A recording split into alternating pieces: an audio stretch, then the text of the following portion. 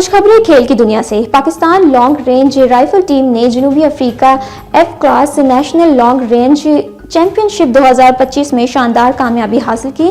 Pakistan team ने मुकाबलों में डबल गोल्ड मेडल जीतकर तारीख रकम कायम कर दी। पाकिस्तानी टीम ने दोनों टीमी मुकाबले जीतकर दुनिया की नंबर 1 टीम जनूबी अफ्रीका को उनकी अपनी सरजमीन पर शिकस्त दे दी। मार्च 2025 में पाकिस्तानी टीम ने जनूबी अफ्रीका में 4 रोज विंड ट्रेनिंग कैंप में शिरकत की, जो 27 मार्च से 23 मार्च तक जारी रहा है।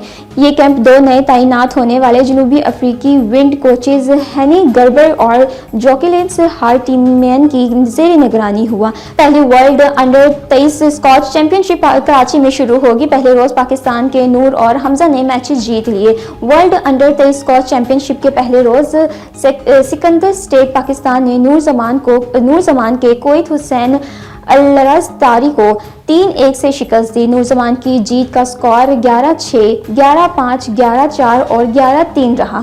पाकिस्तान के हमजा खान ने भी पहला राउंड जीतकर ग्राउंड ऑफ 16 में जगह बनाई। हमजा ने रोमानिया के राडो स्टीफन पीना को 11-3, 11-1, 11-5 से शिकस्त दी। पाकिस्तान क्रिकेट बोर्ड ने ICC women's cricket world cup qualifier से कबल शायकीन के लिए बड़ा ऐलान कर दिया। बोर्ड की जानिब से जारी करदा एलामिया में मद्दाहों को खुशखबरी सुनाई गई कि आईसीसी चैंपियंस वर्ल्ड कप क्वालिफायर्स के दौरान शायकीन क्रिकेट का कजाफी स्टेडियम में दाखिला बिल्कुल फ्री होगा।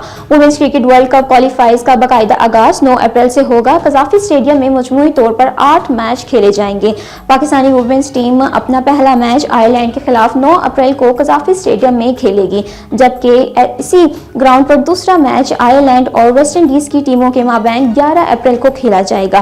पीसीबी के ऐलान के बाद इन तमाम मैचेस के लिए शायकीन क्रिकेट का दाखिला फ्री होगा।